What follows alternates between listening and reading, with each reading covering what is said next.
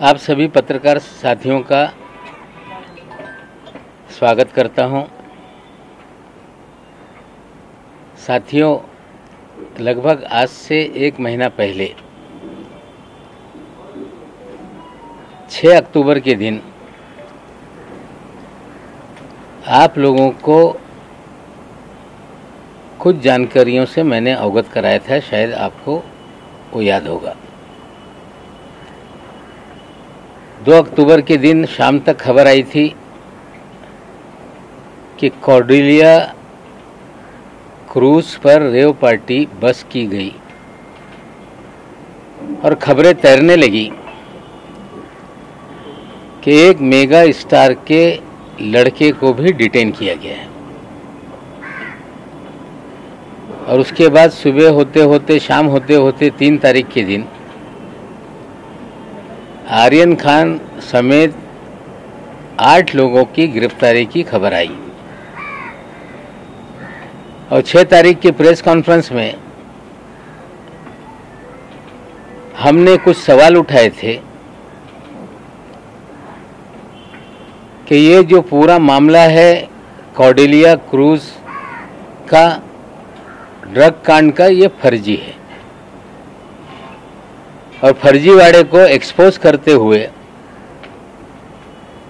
2 व्यक्तियों का वीडियो हमने सार्वजनिक किया था। एक व्यक्ति था केपी गोसावी, जो आर्यन खान को ले जाते हुए एनसीबी के मुख्यालय में नजर आया था। दूसरा अरबाज मर्चेंट को ले जाते हुए मनीष भानुशाली नाम के व्यक्ति की वीडियो हमने जारी की थी। और उससे पहले भी वो 2 व्यक्ति एनसीबी के मुख्यालय में जा रहे हैं, ये 6 तारीख के दिन हमने ये सारे सवाल खड़े किए थे। हमने सवाल पूछा था, ये कौन 2 व्यक्ति है जो हाई प्रोफाइल अक्यूज को घसीटते हुए एनसीबी के मुख्यालय में ले जा रहे हैं। हमारी प्रेस कॉन्फ्रेंस 3 बजे हुई थी। उसके बाद 5 बजे एनसीबी के एक अधिकारी ज्ञानेश्वर सिंह जी मीडिया के सामने आए थे और उन्होंने कहा था कि they are our independent witness. उन्होंने 9 विटनेसों के नाम जारी किए और 9 विटनेस की एक सूची भी प्रेस रिलीज के जरिए आप सभी साथियों को उन्होंने देने का काम किया था। सवाल पूछे गए थे कि नवाब मलिक इस तरह के सवाल क्यों उठा रहे हैं। ज्ञानेश्वर सिंह जी का बयान था कि ही इज प्रिजुडिस। वो कहीं ना कहीं कुछ उनके घर में जो दामाद का मामला था उसको लेके उन्होंने बयान दिया था। आप सभी लोगों को याद है कि ये प्रेस कॉन्फ्रेंस में आप सभी लोगों ने दामाद वाला सवाल भी मुझसे पूछा था और उस समय मैंने कहा था कि जमानत हो गई है, लेकिन उसका आदेश हमें प्राप्त नहीं हुआ है। उसकी सफाई में फिर मुझसे सवाल पूछे गए। मैंने कहा था कि जिस दिन 13 जनवरी को गिरफ्तारी हुई, 14 जनवरी को मैंने साफ कर दिया था, मैंने ट्वीट करके, जिसको आप सभी लोगों ने कवर किया था, कि कानून से बड़ा कोई नहीं, कानून अपना काम करेगा और देश की न्यायपालिका पे मेरा पूरा विश्वास है। फिर हमने 9 तारीख के दिन और एक प्रेस कॉन्फ्रेंस की। एक वीडियो आपके सामने हमने रखा जिसमें जोनल डायरेक्टर श्री वानखेड़े ये बयान दे रहे थे कि हमने 8 to 10 पीपल को डिटेन किया है। उसी रात का 2 तारीख की रात का था। मैंने सवाल पूछा था कि एक बड़ा अधिकारी कंफर्म क्यों नहीं बता पा रहा था कि 8 लोग थे कि 10 लोग, और 8 लोगों के ऊपर एफआईआर करके गिरफ्तारी की बात तब तक हो चुकी थी। हमने फिर एक वीडियो रिलीज किया उसी दिन कि 8 लोग नहीं 11 लोग थे। उन 11 लोगों में एक ऋषभ सचदेवा नाम का लड़के का हमने वीडियो दिखाया, हमने प्रतीक गाभा का वीडियो दिखाया, हमने आमिर फर्नीचर वाले का वीडियो दिखाया, जिन लोगों को अंदर ले जाते हुए वीडियो हमने दिखाया था। और फिर एक वीडियो हमने फिर दिखाया जिसमें ऋषभ सचदेवा के पिताजी, उनके चाचा जी, इन 3 लोगों को लेकर निकलते हुए नजर आए। और हमने सवाल उठाया कि ये 3 लोगों को क्यों छोड़ा गया, और हमने सीधे कहा कि ये भारतीय जनता पार्टी के पूर्व जो युवा मोर्चा के अध्यक्ष थे मोहित कंबोज जी, जिन्होंने नाम बदल के मोहित भारती कर लिया है, ये उनके साले हैं और इनके बोलने पे ही उनको छोड़ा गया। फिर तुरंत प्रेस कॉन्फ्रेंस हो गई। श्री वानखेड़े ने कहा कि वो 11 लोग नहीं 14 लोग डिटेन किए गए थे।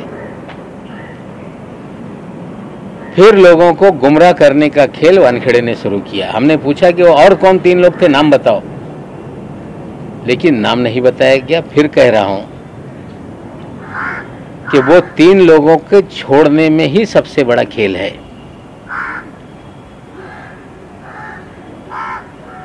जिस दिन मैंने ऋषभ सचदेवा का नाम सामने लाया,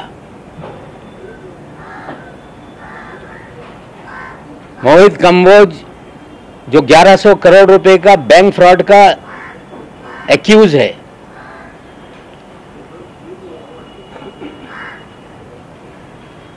जो देश में भारतीय जनता पार्टी की सरकार बनने से पहले कांग्रेस के नेताओं के पीछे दुम की तरह घूमता रहता था। एक नेता जो मुंबई में कांग्रेस के अध्यक्ष थे, अभी वो भारतीय जनता पार्टी में है, उनका पिछलग्गू था। दिल्ली से लोग आते थे, जो नेतागण उनके पीछे पीछे घूमने का काम करता था। 1100 करोड़ रुपए का बैंक घोटाला करने वाला ये व्यक्ति जैसे ही देश में सरकार बदली, ये भारतीय जनता पार्टी में शामिल हो गया। पैसे के बल पे दीन-दोषी विधानसभा से भारतीय जनता पार्टी का प्रत्याशी बन गया। चुनाव हारने के बाद उसे भारतीय जनता युवा मोर्चा का अध्यक्ष बनाया गया और 1100 करोड़ रुपए के फ्रॉड की कंप्लेंट सीबीआई और ईडी के पास थी। 1.5 साल पहले एक छापेमारी सीबीआई की इनके घर पे हुई। 60 करोड़ के मामले में छापेमारी हुई। उसके बाद छापेमारी के बाद मामला फिर दब गया। मैं एक फाइल है आप सभी लोगों को दे रहा हूं, उसकी जांच आप करिएगा। ये इसलिए बताना चाहता हूं कि पिछले 1 माह से ये महाशय पूरी तरह से छटपटाए हुए हैं। कोर्ट की प्रोसीडिंग में बार बार ये बात आई कि आर्यन खान को वो स्वयं उस क्रूज पे कोई टिकट निकाल के नहीं गया, उसे प्रतीक गाबा और आमिर फर्नीचर वाला के जरिए वो वहां गया। मैं सीधे बताना चाहता हूं कि ये पूरा मामला किडनैपिंग का और रैंसम का है। मोहित कंबोज के साले की जरिए ट्रैप लगाई गई,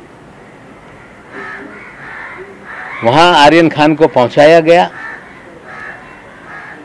और किडनैप करके 25 करोड़ की फिरौती मांगने का खेल शुरू हुआ। डील 18 करोड़ में हो गई। 50 लाख रुपए उठाए गए लेकिन एक सेल्फी ने पूरा खेल बिगाड़ दिया, ये सच्चाई है। जो किडनैपिंग का मास्टरमाइंड है वो मोहित कंबोज है। उगाई के खेल में मोहित कंबोज ये वानखेड़े का साथी है।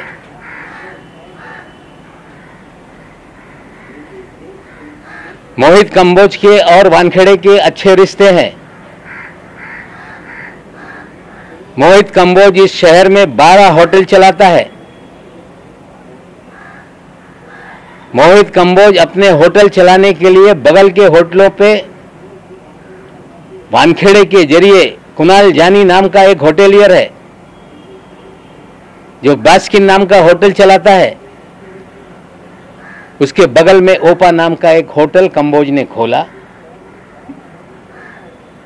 और बास्किन जो पूरे शहर के क्रीम लोगों के लिए एक इटरी है, उसके मालिक के ऊपर फर्जी मामला बना दिया ताकि बास्किन बंद हो जाए। हमने कहा था कि कंबोज के और वानखेड़े के रिश्ते हैं। जल्दी इनकी मीटिंग की वीडियो रिलीज करेंगे। नसीब इनका अच्छा है कि एक कब्रिस्तान को लेके वानखेड़े साहब बोल रहे थे कि कोई मेरा पीछा कर रहा है। मेरी प्रेस कॉन्फ्रेंस जब 6 तारीख के दिन हुई, 7 तारीख के दिन कंबोज और वानखेड़े ओशीवीरा कब्रिस्तान के बाहर मिले। हाँ, हम लोग ढूंढ रहे थे कहीं सीसी फुटेज हमारे हाथ लग जाए। वहां के रहिवासियों ने मुझे जानकारी दी थी कि एक गाड़ी आई थी जिसमें कुछ बॉडीगार्ड थे। एक दाढ़ी वाला व्यक्ति था, उनसे मिला था। इनका नसीब अच्छा है कि वो पुलिस का सीसीटीवी बंद था, हमें वो मीटिंग का सीसीटीवी नहीं मिल पाया। और वानखेड़े साहब घबराहट में ये कंप्लेंट दर्ज कराने चले गए कि कोई मुझे पीछा कर रहा है। जो प्राइवेट आर्मी है उसका कंपोज भी एक प्लेयर है। श्री वानखेड़े इस शहर के अंदर उनका एक ही खेल है कि ड्रग का धंधा धड़ल्ले से चलता रहे। ड्रग माफियाओं को संरक्षण दिया जाए, उनसे उगाही की जाए। और कौन लोग कंज्यूम करने वाले लोग हैं, जो नशे के लत के आदी हैं, बड़े घर के लोग, फिल्म जगत के लोग, उनकी जानकारी हासिल की जाए, उन्हें डराया जाए और हजारों करोड़ की उगाही की जाए। ये खेल वानखेड़े इस शहर में खेल रहे हैं। 18 करोड़ का मामला इस्टेब्लिश हो गया है। प्रभाकर साइल, जिसने आकर पुलिस के सामने एफिडेविट देकर अपना बयान दर्ज कराया, आप साथियों ने दिखाया। और मुझ पे आरोप बार बार 2 प्लेयर को वानखेड़े आगे कर रहा है। एक का नाम है सैम डिसोजा, सैनियल डिसोजा, जिसके बारे में कुछ चीजें बाद में मैं दिखाऊंगा। गौरव करने के लिए सैम डिसोजा आगे आ रहा है। और कंबोज जी ने कल प्रेस कॉन्फ्रेंस करके हमने कहा था दिल्लीला में छुपे हैं कुछ राज। उन्होंने लगा के एक दिन बाद ये सारी चीजें नवाब मलिक बोलने वाला है तो कल हम ही बता देते। हाँ, अच्छा किया आपने बता दिया। प्राइवेट आर्मी की प्रेस कॉन्फ्रेंस कल हो गई। सैम डिसोजा का वीडियो चलाया गया। सैम डिसोजा का एक इंटरव्यू एक टेलीविजन पे चला जिसमें वो एनसीबी को और वानखेड़े को क्लीन चिट दे रहा था। और कल श्री कंबोज ने कहा कि जो प्रभाकर साइल है, ये नवाब मलिक के जरिए ये झूठे एविडेंस तैयार कराया जा रहा है। साथियों,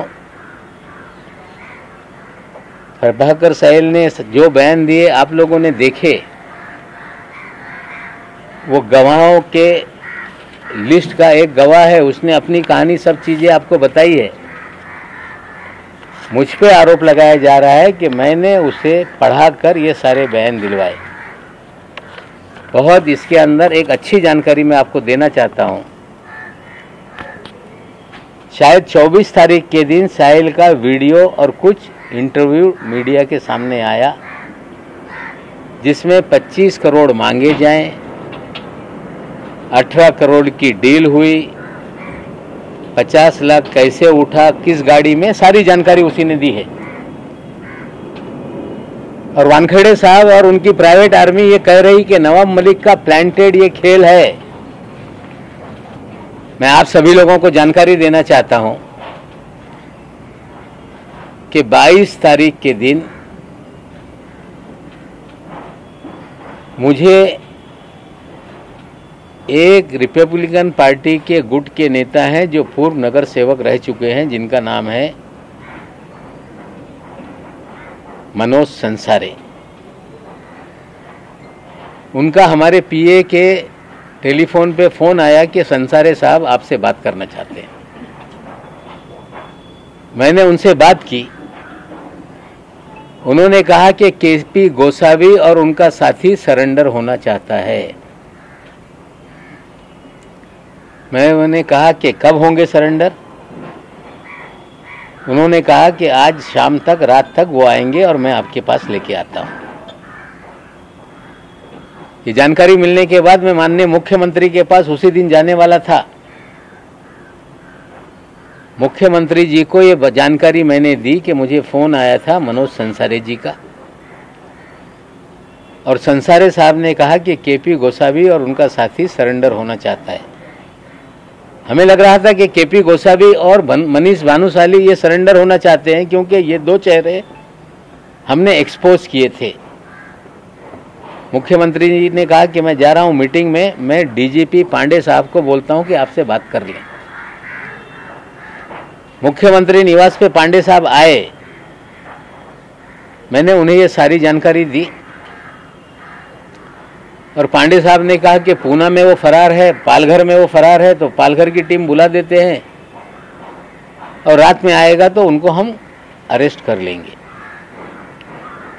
पालघर के एसपी साहब मुंबई में बीकेसी के जो साइबर सेल है वहां पे टीम लेकर आ गए थे। रात में मुझे फोन आया कि आपने कहा था कि केपी गोसावी और उनका साथी सरेंडर होना चाहता है, टीम है, कहाँ है आप बताइए। मैंने कहा कि मैं 5 मिनट बाद आपको जानकारी देता हूं। मैंने मनोज संसारे जी को फोन लगाया। संसारे जी ने कहा कि उनका फोन बंद आ रहा है, वो नहीं कहाँ है पता नहीं चल रहा है। अब सुबह देखते हैं वो लोग आते हैं कि नहीं। मैंने पांडे जी को कह दिया कि शायद रात में वो लोग नहीं आएंगे, कल सुबह तक इंतजार कर लीजिए, अगर आ गए तो मैं उनको आपके सामने हाजिर करा दूंगा। सुबह मैं संसारे साहब को फोन लगाया, कोई मुझसे संपर्क नहीं हो पाया और मैंने कोई डीजीपी साहब से बात नहीं की।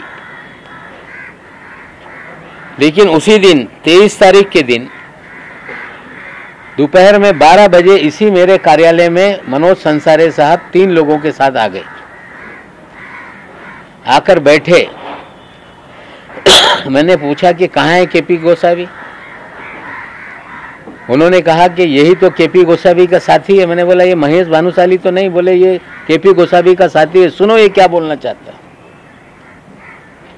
2-3 बार चीजें उसने मुझे बताई और जब वो बता रहा था उसके एक साथी के फोन पर लगातार फोन बज रहा था। मैंने कहा उठा लो। बोले ये पूना पुलिस के क्राइम ब्रांच से हमें फोन आ रहा है, लगातार हमें ये चेस कर रहे हैं।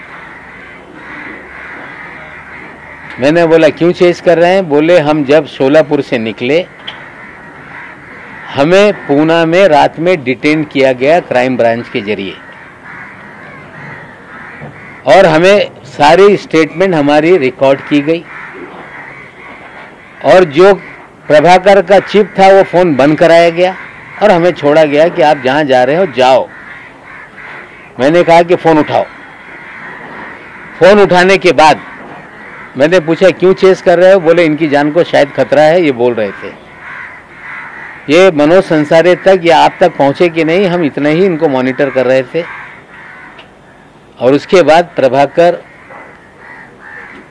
आया हमारे सामने। मैंने मनोज संसारे से कहा कि इनका एक एफिडेविट बना लो, जो ये बोल रहे हैं इनका वीडियो रिकॉर्ड कर लो और मीडिया को दे दो और पुलिस स्टेशन में जाके कंप्लेंट लिखा दो। शायद वानखेड़े को ये पता नहीं कि आरोप लगा रहे हो, लेकिन नवाब मलिक ने कोई तोते को, जिस तरह आप कंबोज को पढ़ा रहे हो, जिस तरह आप सैम को पढ़ा रहे हो, नवाब मलिक ने कोई पढ़ाने का काम नहीं किया। मैंने ये कहा था कि लीला में छुपे हैं कुछ राज। मेरे पास पगारे साहब भी आए थे 4 दिन पहले, 5 दिन। उन्होंने अपनी सारी कहानी सुनाई थी। विजय पगारे नाम का व्यक्ति है जो चैनलों पे चल रहा है। लीला होटल की सारी कहानी बताई, कैसे पूरे लोग, मनीष भानुशाली, धवल भानुशाली, श्याम डिसोजा, किस तरह से वहां पे रंग रलियां मनाते थे, किस तरह से चीजें चलती थी। वानखेड़े साहब को लगा कि ये कल बात होने वाली है, तो चलो कंबोज के जरिए लीला का राज खोल देते हैं। सुनील पाटिल का नाम सामने ले आते हैं। सुनील पाटिल को मैं जीवन में कभी नहीं मिला। सुनील पाटिल कोई राष्ट्रवादी कांग्रेस पार्टी का कार्यकर्ता नहीं। सुनील पाटिल के कल कंबोज साहब ही राणा साहब मंत्री के साथ फोटो दिखा रहे थे।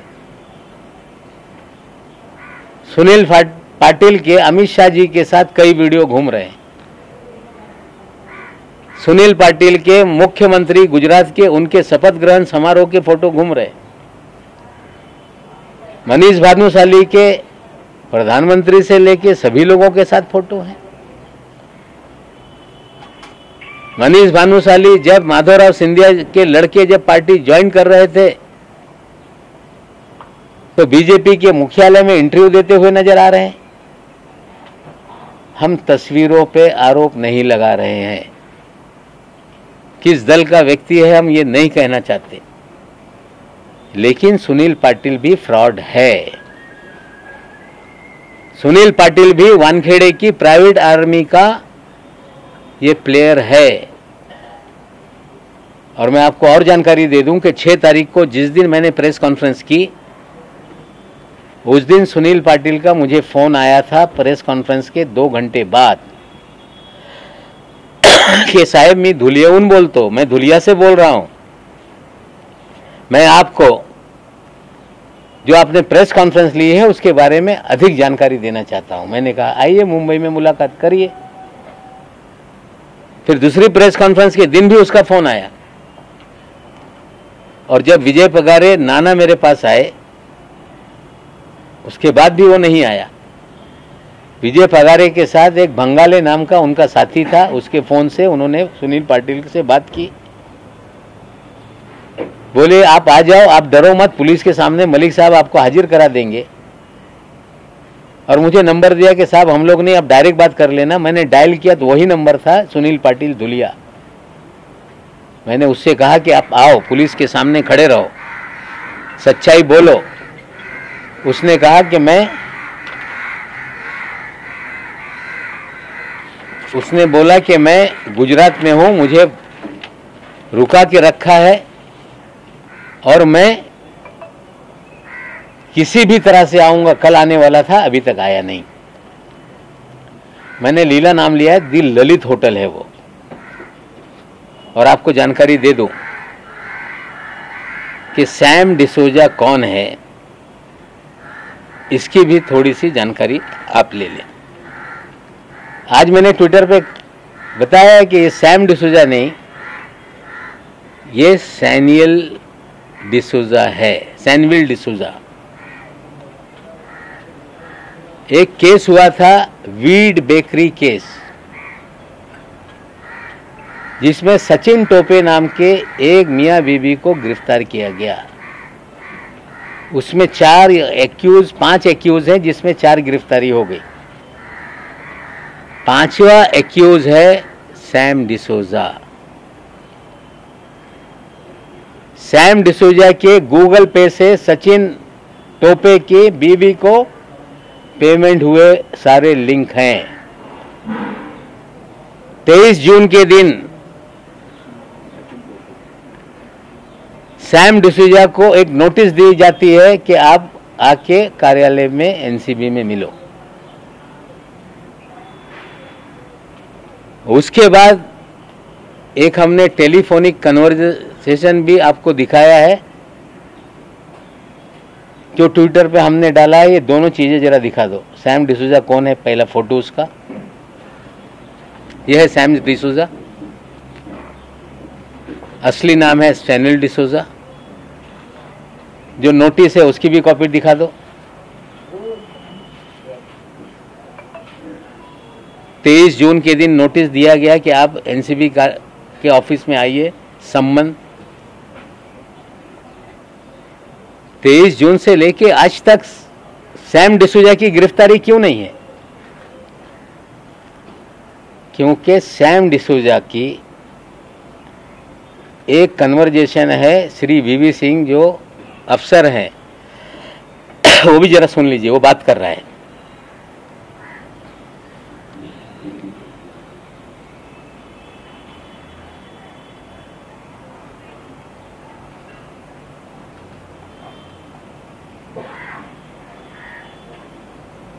वीडियो ऑडियो है ना?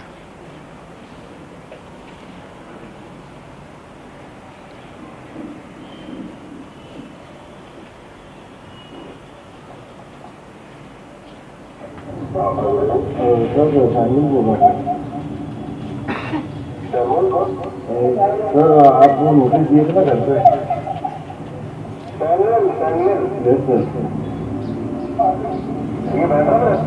हाँ सर, हाँ आपने नोटिस दिए थे ना, मैं था नहीं घर पे, मुझे मालूम पड़ा है। तो मुझे एक दिन और सर अभी मैं पहुँचा नहीं, मैं अभी पहुँचूंगा सर। थोड़ी मेरी तबीयत में डाउन लग रही है। मैं मंडे को आऊँ सर? मंडे भी फिर तो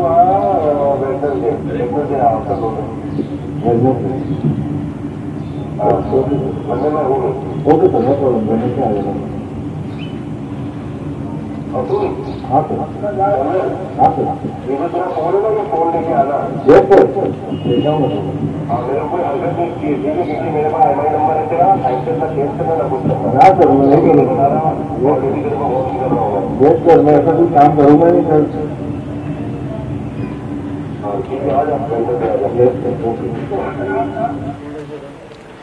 5 महीने इसकी गिरफ्तारी नहीं हुई है, लेकिन ये क्लीन चिट एनसीबी को दे रहा है अपने वीडियो में। ये 2 मीडिया पर्सन की बात कर रहा है, ये हवाला की बात कर रहा है, ये भी सुन लो। आपने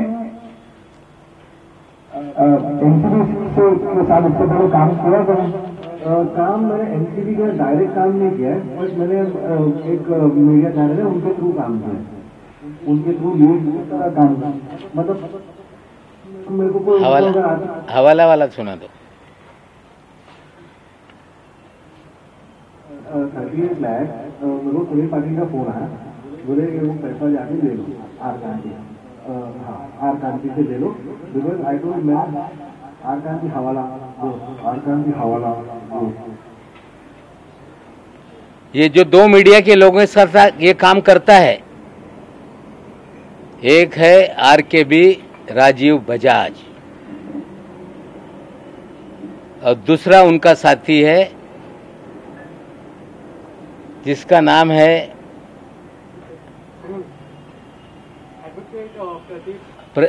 नंबियार, एडवोकेट प्रदीप नंबियार। ये फ्रॉड पत्रकार इस शहर में हैं और ये भी वानखेड़े की प्राइवेट आर्मी के प्लेयर हैं। एक नंबियार साहब का जो सैम के साथ चैट है दिखाइए, जिसमें वो हाथ जोड़ रहा है।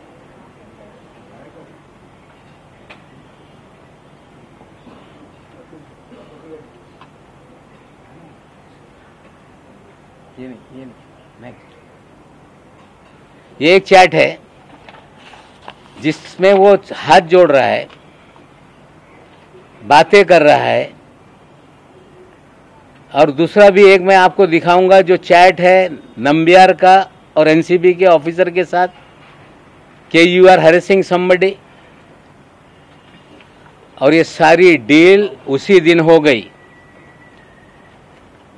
और सैम डिसूजा ने हवाले के जरिए पैसा दिल्ली भेजा, उसका भी चैट है। हवाला वाले को पूछ रहा है सैम डिसूजा कि हवाले की रसीद भेजो भाई, रसीद कहाँ है? हवाले वाला बोल रहा है कि हवाले की कहीं रसीद होती है क्या? फिर बोलता है okay I don't know, leave it. और ये नंबियार और राजकुमार बजाज RKB ये इस शहर में इनके लिए काम करते हैं। एक छोटा सा YouTube चैनल चला के लोगों को डराते हैं, नाम घोषित करते हैं, वसूली करते हैं।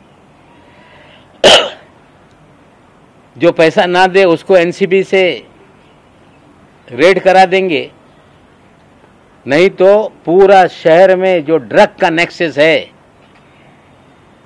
उसकी वसूली का काम ये दो लोग करते हैं। उसके कुछ स्टिंग ऑपरेशन के 2 वीडियो देख लें।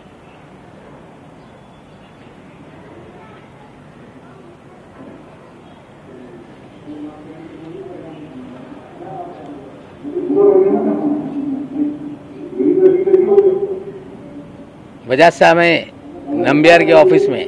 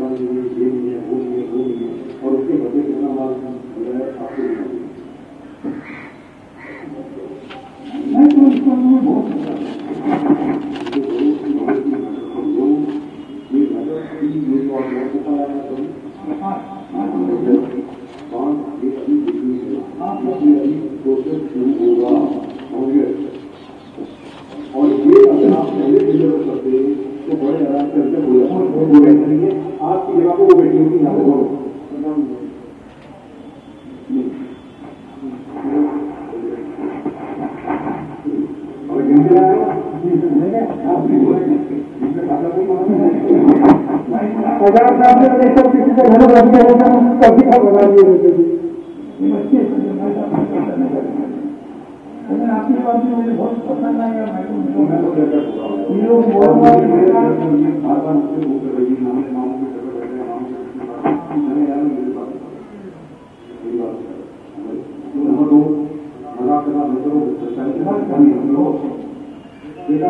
अगले दिन मालूम है ये लोग क्या करने वाले हैं, अगले दिन आपके ऊपर क्या करोगे, कहाँ से क्या करोगे, क्या कर रहे हो यार? ये इंटरव्यू का किसी के सगे आपको इस टाइप से अगर बात मानने से पूरा मैटर पूरा क्लोज कर देते मानना ही चाहिए था ना। उसके बाद में हम मेरे पास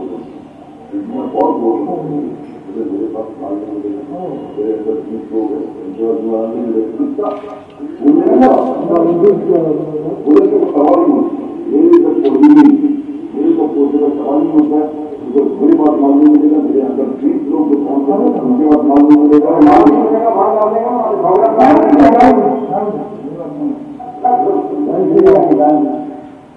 और वही हुआ पैसा मिला है, ध्यान मिला है, अभिनव मिला है, ये क्या किया है और माला क्या करोगे? जो बजट का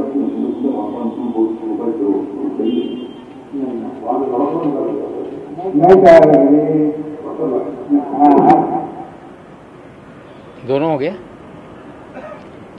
ये एक लेटर मुझे आया है, वो भी मैं आप लोगों को दे दूंगा, किसी ने मुझे भेजा है इसी केस को लेके, जिसमें रुबीना नाम की कोई ड्रग पेडलर है, उसके अगर पैसे नहीं मिले उसके बाद ये केस हुआ। और उसी केस में एक्यूज है एक, उसका नाम है अजमल कासम शेख अजमल तोतला, जिसके लिए पैसे लेते हुए नजर आए एडवांस। बोलने का मतलब यह है कि ये वानखेड़े की आर्मी जितने भी ड्रग पेडलर है, इस तरह के उगाही करने वालों से भी पैसा वसूलती है। ये सारे वीडियो आपके पास मैं दूंगा। आज किसी पत्रकार को बदनाम करने के लिए मैंने ये चीजें नहीं दिखाई, लेकिन वानखेड़े का खेल इस शहर में जो चल रहा है, ये पाताल लोक बना दिया इस शहर को वानखेड़े ने। कोई कह रहा है कि नवाब मलिक एनसीबी से लड़ रहा है, मैं एनसीबी से नहीं लड़ रहा। कोई कह रहा है कि नवाब मलिक भारतीय जनता पार्टी से लड़ रहा है, मैं भारतीय जनता पार्टी से नहीं लड़ रहा। मैं लड़ रहा हूं गलत लोगों के खिलाफ। मैं लड़ रहा हूं कि जो इस शहर में ड्रग के नाम पर हजारों करोड़ की वसूली हो रही है, बेगुनाह लोगों को फंसाया जा रहा है, ड्रग पेडलर धड़ल्ले से धंधा कर रहे हैं, नशे का कारोबार चल रहा है। जो नशा करने वाले हैं उन्हें बड़े लोगों को टारगेट करके डरा के वसूली की जा रही है। पिछले 1 महीने से 2 दिन ज्यादा हो गए, अभी तक पूरे देश में ये खबर नीचे नहीं आ रही है। मैं एनसीबी के भी डीजी साहब से बोलना चाहता हूं कि आपने 2 तारीख के दिन 3 तारीख के दिन एक बयान दिया था कि भारत के इतिहास में पहली बार मिड सी में ऑपरेशन हुआ। आपको भी गुमराह किया गया, कोई मिड सी में ऑपरेशन नहीं हुआ। 13 लोगों को चिन्हित करके पकड़ा गया, फर्जीवाड़ा किया गया, पब्लिसिटी करके लोगों को डराने का खेल किया गया। आर्यन खान की किडनैपिंग हुई, रैंसम मांगी गई और एक सेल्फी वायरल होने से पूरा खेल बिगड़ गया। मैं बीजेपी के लोगों को भी कहना चाहता हूं कि मैं कोई पॉलिटिकल लड़ाई नहीं लड़ रहा। हम चाहते हैं कि ड्रग पूरी तरह से समाप्त हो, पीने वालों को नशा मुक्ति केंद्र में भेजा जाए। जो छोटे धंधे वाले हैं उन्हें पकड़ के उसी मुकदमे में बंद किया जाए, बड़ी मछलियों को पकड़ा जाए, सोर्स को पकड़ा जाए, पूरी तरह से देश में नशा मुक्ति हो। लेकिन इस तरह के फ्रॉड लोगों को शील्ड करने के लिए आगे मत आइए। कंबोज फ्रॉड है, कह रहा है कि 1.5 साल से मैं पार्टी में नहीं, उसे शील्ड मत कीजिए। पाटिल जो है वो किसी दल में नहीं, उसे शील्ड मत कीजिए। मनीष भानुशाली आपके नेताओं के साथ घूमता है, उसे भगाइए, उसे शील्ड मत कीजिए। धवल भानुशाली घूम रहा है, उसे शील्ड मत कीजिए। ऐसे फ्रॉड लोग राजनीतिक दलों की आड़ में छुप के अपना मकसद साधने का काम करते हैं। हम राजनीतिक दल से नहीं लड़ रहे हैं। और ऐसे अधिकारियों को शील्ड मत कीजिए जिसका पूरा इतिहास दागी है, जो हजारों करोड़ की उगाही कर रहा है। खबर आई है कि 6 मामले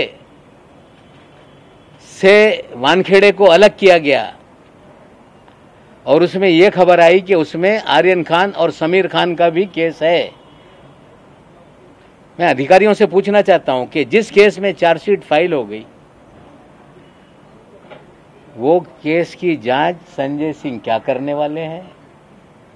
या तो 2 चीज है, मैं उनकी मंशा पे सवाल नहीं उठाता। 2 चीज है, या तो आप सही मानों में जांच करके जो बोगस केस है उसमें डी समरी फाइल करके लोगों को निर्दोष मुक्त कराएंगे। अगर ऐसा है तो जो 26 केस की मैं बात कर रहा हूं वो सारी चीजों की जांच करें। और कहीं यह समझ में आ रहा होगा कि नवाब मलिक को डराने के लिए कि फिर ये जांच शुरू हो गई, तो हम डरने वाले में से नहीं हैं। जान हथेली पे लेकर जान, माल, परिवार सबको जोखिम में डालकर ये लड़ाई मैंने छेड़ी है। अगर कोई समझ रहा होगा कि डर के ये सिलसिला बंद हो जाएगा, ये बंद नहीं होगा। लॉजिकल एंड तक ये मामला जाएगा। साथियों, आपको बताना चाहता हूं, इतिहास में पहली बार वानखेड़े तो यही कहता है कि नवाब मलिक के दामाद की जमानत रद्द करेंगे, हाईकोर्ट में जा रहे हैं। और पहली बार हमने देखा है कि जो फॉरेंसिक लैब गुजरात की है, जहां से रिपोर्ट आई, उस रिपोर्ट को रीचेकिंग के लिए एप्लीकेशन एनडीपीएस कोर्ट में डाला गया। आज तक एक्यूज फॉरेंसिक रिपोर्ट जो आती है देश के सरकारी लेबोरेटरी से, उसको चैलेंज करते हैं। पहली बार एनसीबी चैलेंज कर रही है। मैं सीधे बोल देता हूं, मैंने दामाद से बात की, दामाद ने बोला कि डैडी लड़ाई जारी रखो, 8 महीने क्या आपके लिए अब 20 साल जेल में रहना पड़ेगा तो जेल में आने के लिए तैयार है। फर्जीवाड़ा करके जेल में डालोगे, नवाब मलिक और उसका परिवार डरने वाला नहीं है। लड़ाई नाइंसाफी के खिलाफ है, लड़ाई बेगुनाहों को जो जेल में डाल रखा है उनको छुड़ाने के खिलाफ है, लड़ाई हजारों करोड़ का एक्सटॉर्शन जो शहर में हो रहा है उसके खिलाफ है।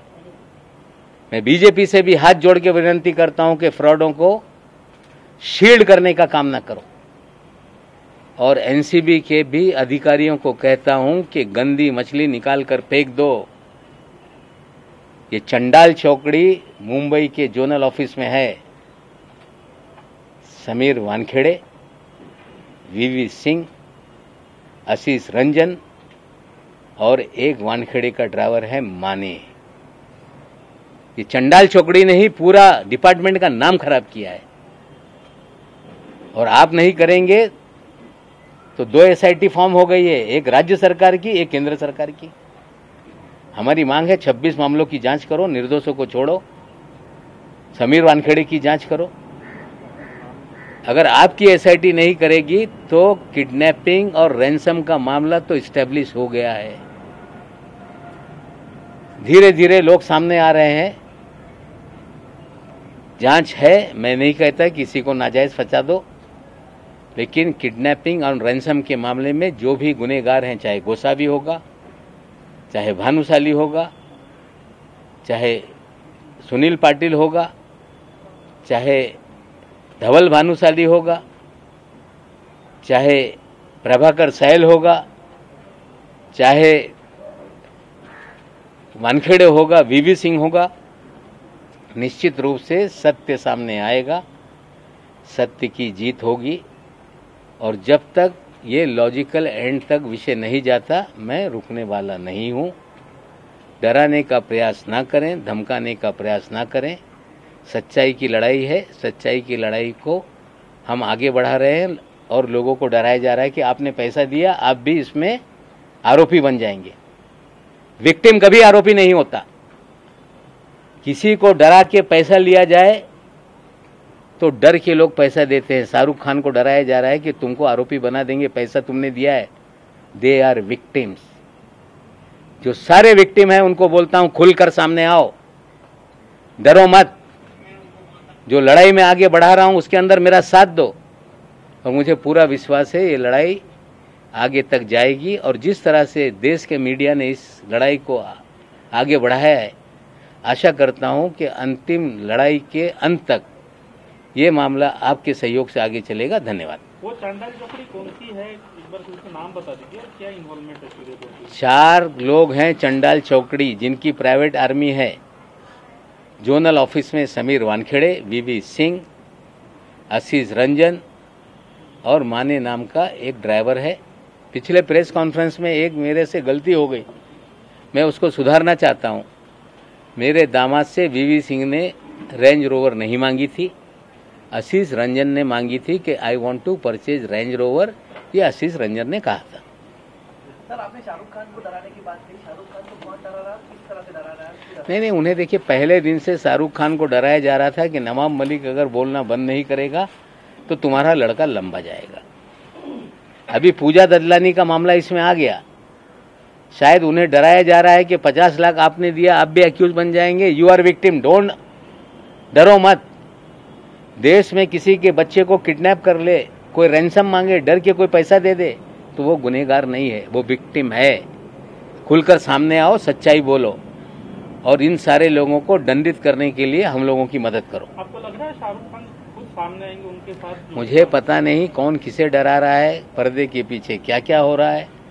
लेकिन वानखेड़े साहब किसको क्या क्या फ़ोन कर रहे हैं, मैं आज सभी बातें नहीं बोलूँगा, लेकिन उनके फ़ोन सिग्नल से जाते हैं, बहुत सारी महिलाओं को डराते हैं, बहुत सारे लोगों को डराते हैं, प्राइवेट आर्मी एक्टिव है। ये सारी चीज़ें धीरे धीरे करेंगे। आज जो मैंने कहा था कि रविवार को कुछ चीज़ें सामने रखूँगा, मैंने रखा है।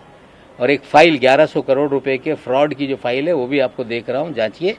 अगर सही होगा तो उसको आगे बढ़ाइए, नहीं तो हम लोग उसको परसू करेंगे।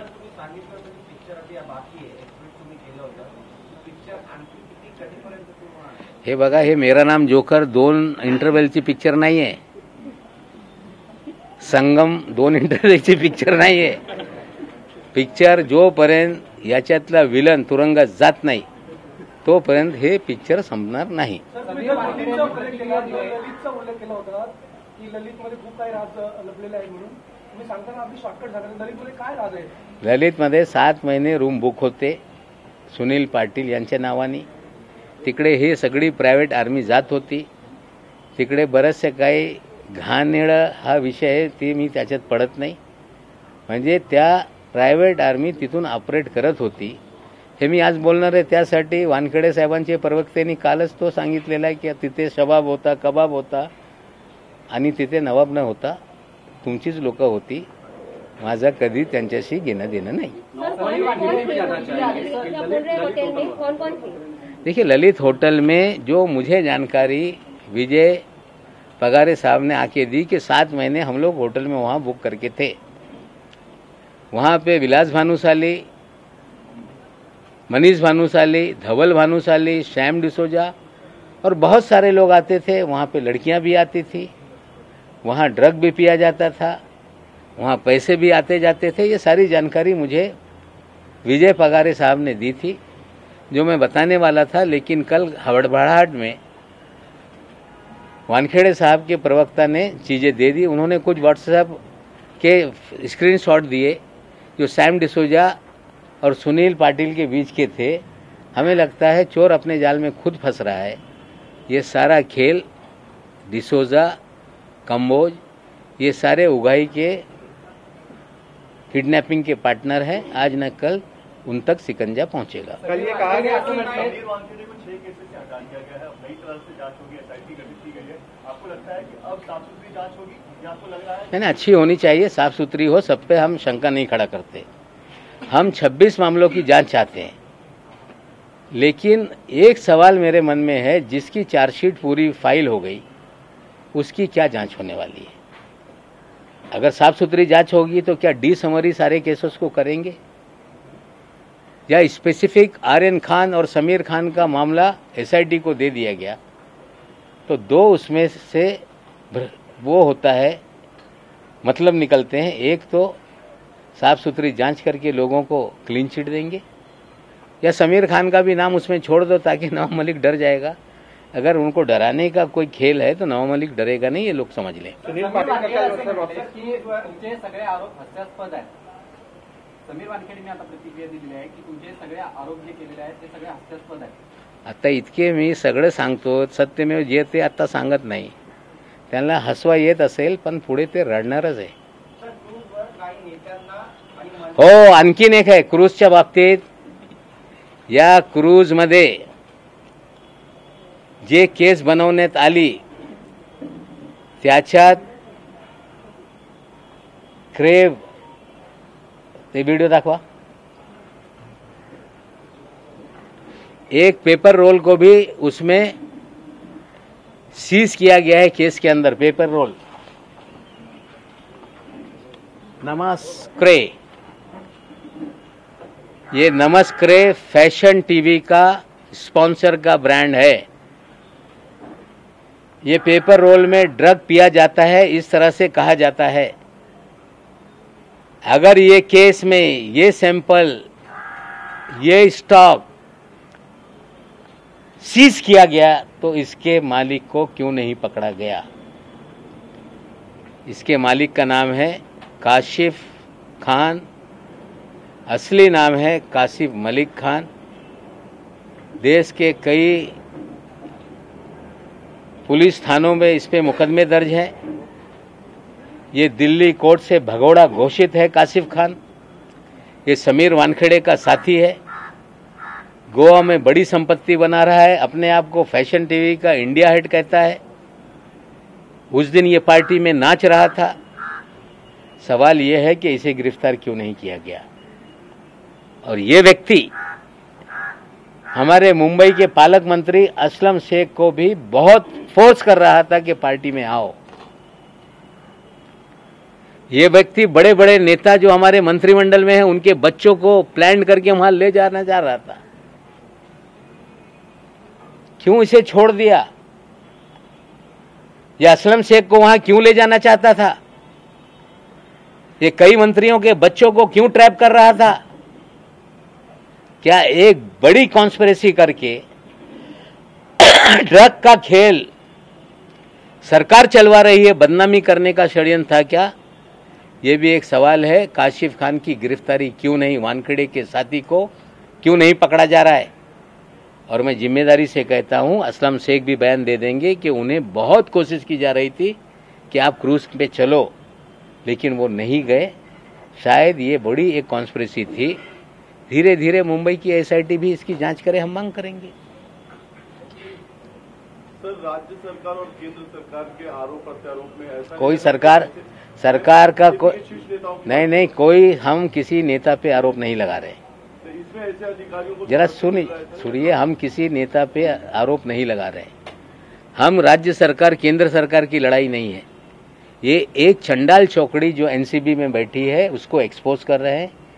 हम गुजारिश करते हैं अधिकारियों से जो वरिष्ठ है, ये चंडाल चौकड़ी को निकाल के बाहर रखो, नहीं तो ये सारी बदनामी इन्हीं लोगों की वजह से हो रही है। इनकी जांच बैठाओ, लॉजिकल एंड तक ले जाओ और अपनी बदनामी ना करो। हम देश से नशा मुक्ति के लिए आपके साथ हैं। कुछ लोग कहते हैं कि ये क्यों नहीं काम करते। मैंने जो एनडीपीएस एक्ट में एमडी को इंक्लूड किया गया, मारिया कमिश्नर थे, हमने सिफारिश करके एमडी नाम के ड्रग को भी इंक्लूड कराया। हम इस शहर में ड्रग खत्म हो, शिवदीप लांडे जी को बार बार हमारे घर के लोग जाके बंद कराने के लिए मेहनत करते रहे। हमने आज भी डीसीपी सारे हैं, उनको बता के किसी भी तरह से सारी चीजें बंद हो। ये नहीं कि नवाब मलिक चाहता है कि ड्रग बंद ना हो, हम पूरी तरह से चाहते हैं साफ सफाई हो, लेकिन ऐसी चंडाल चौकड़ी रहेगी तो ड्रग बंद होने वाला नहीं। इसलिए अंतिम लड़ाई लॉजिकल एंड तक हम ले जाएंगे। नवाब भाई, आपने ये पूरा मामला किडनैपिंग का है, रैंसम का है और इसका सबसे बड़ा खिलाड़ी मोहित कंबोज, उसके बारे में बताइए कि किस तरह से। देखिए, मोहित कंबोज का साला है ऋषभ सचदेवा, जो आर्यन खान का मित्र नहीं, उसके दो मित्र हैं, प्रतीक गाभा, आमिर फर्नीचर वाला। उनके जरिए आर्यन खान को वहां ले जाया गया और 27 तारीख को जब फॉर्च्यून होटल में ये सारी प्राइवेट आर्मी शिफ्ट हुई थी, फॉर्च्यून होटल में विजय पगारे के नाम से रूम बुक किया गया था। वहीं जश्न मनाया गया था कि 2-3 तारीख को बड़ा पैसा आने वाला है और इस खेल में आर्यन खान को ले जाने में मोहित कंबोज का खेल है, क्योंकि उनके साले के जरिए 2 लड़कों के जरिए ही आर्यन को वहां तक ले जाया गया। सर, आपने बेस्टिन और ओपा नाम के होटल, मतलब आपने बताया कि मोहित कंबोज जी के कई सारे होटल है और वो भी इससे जुड़ा हुआ है। देखिए, वो भी एक तो कहानी है, वो बाद में चीजें और खोल के चीजें लाएंगे। आज मुझे लग रहा है कि लगभग 1 घंटा हो गया। आज बहुत सारी चीजें हमने रखी है, फिर आने वाले दिनों में जो भी जानकारी मुझे मिलेगी मैं साझा करूंगा, ताकि ये एनसीबी के लोगों को भी पता चले, देश को पता चले और जो 2 एसआईटी है उन तक जानकारी जाए। हमें लगता है काफी जानकारी मैंने दी है। और भी सवाल होंगे तो आने वाले दिनों में हम उसको जवाब देंगे। नहीं, ठीक है, उनका अधिकार है। कोई पिता हो, पत्नी हो, बहन हो, सभी लोगों को इस देश में कानून है। मेरे खिलाफ जो जिसको करना है कर ले।